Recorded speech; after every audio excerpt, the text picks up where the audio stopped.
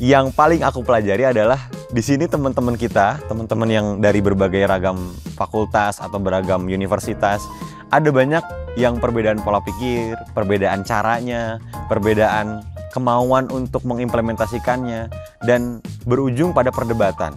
Bahkan pada akhirnya ada yang enggan gitu dalam berkontribusi.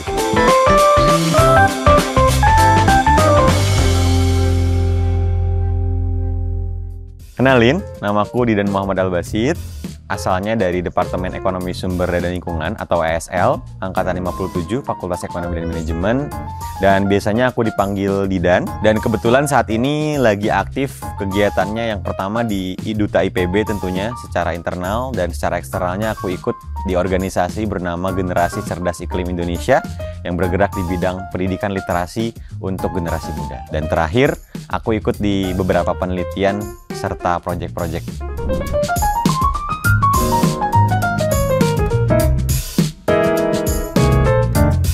Oke, tentu ada dong, karena pastinya pengalaman yang begitu banyak ini akan terasa berkesan kalau aku merasakan itu spesial gitu.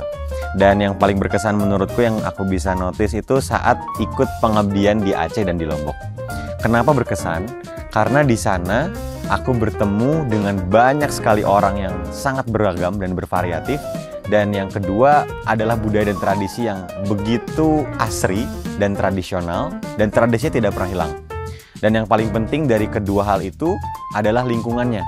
Karena kita ada di dalam diri kita sendiri, di tengah-tengah masyarakat yang begitu beragam dan bervariatif, kita secara tidak langsung, pandangan kita terhadap perbedaan pendapat, pandangan kita terhadap ragam karakter yang berbeda, itu membuat kita menjadi semakin paham, membuka cakrawala berpikir semakin terbuka dan maju, dan tentunya yang terpenting adalah kita bisa memahami tentang arti perbedaan untuk bisa menghasilkan sebuah kolaborasi yang baru.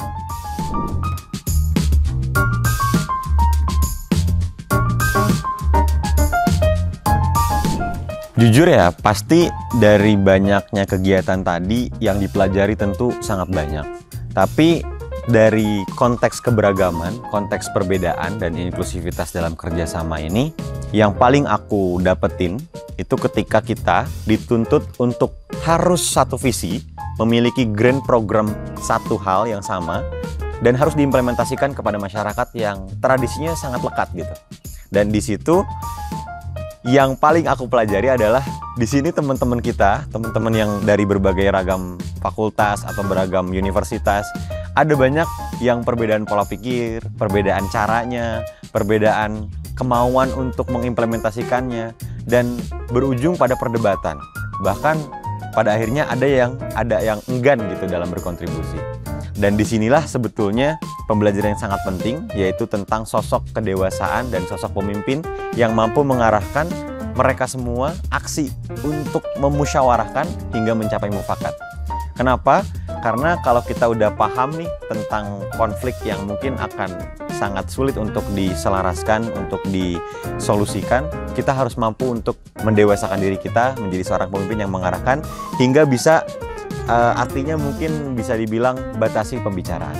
Kenapa batasi pembicaraan? Karena kalau kita membatasi pembicaraan, kita mampu untuk melihat situasi dan kondisi, kita mampu untuk menganalisis bagaimana perbedaan ini, dan kita bisa mendapatkan nih celah dan bisa menarik benang merahnya untuk dijadikan solusi dan untuk dijadikan satu perspektif baru yang sama-sama semuanya setuju.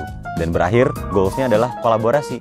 Karena ingat bahwa dari sebuah perbedaan dan pengalaman, kolaborasi itu ujungnya selalu untuk kerjasama yang aktif. Dan dari situlah, dari pembelajaranlah kita jadi banyak sekali pandangan baru, sudut pandang baru yang berujung pada pola pikir baru dan lingkungan baru.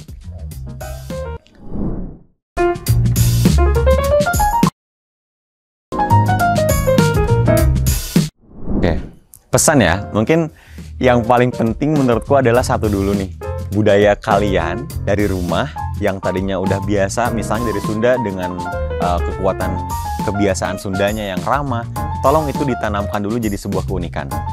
Dan jangan sampai mudah untuk istilahnya tercampuri jadi dengan budaya asing dan lain sebagainya. Itu yang pertama, tanamkan dulu budaya kalian. Baru yang kedua, carilah wadah carilah tempat yang istilahnya berbeda dan baru buat kita. Dengan pengabdian lah, dengan organisasi lah, kepanitiaan, atau bahkan dengan inkubasi atau kompetisi. Karena disitulah kita bertemu dengan orang baru. Karena disitulah kita dituntut untuk harus berpikir. Dan itu pentingnya. Dan tidak hanya itu, penting juga untuk kita, selain daripada tadi ya, mendapatkan lingkungan baru, teman baru, sampai dengan pola pikir yang dituntut untuk harus berpikir kritis, tapi kita juga harus mampu untuk menjadi proaktif. Mulailah pembicaraan. Karena jujur, kalau kita nggak berani mulai pembicaraan, nggak ada yang bernamanya pembelajaran. Ingat bahwa dari pembicaraan dapat pembelajaran, dan dari pembelajaran lah kita jadi punya banyak sekali pilihan. Lalu pesannya adalah teman-teman juga harus yakin nih, bahwa setiap momentum pembelajaran tadi harus ada yang namanya celah untuk kita berkolaborasi. Karena saat ini penting rasanya untuk kita mengupayakan kolaborasi dan persedikitlah kompetisi. Terakhir, aku mengutip dari Charles Darwin bahwa survival of the fittest. Di sini yang aku kutip adalah fittest-nya. Bahwa seseorang yang survive, seseorang yang bisa survive, itu bukan mereka yang cerdas dan bukan mereka yang kuat, tapi mereka yang fittest, mereka yang adaptif. Itulah yang penting.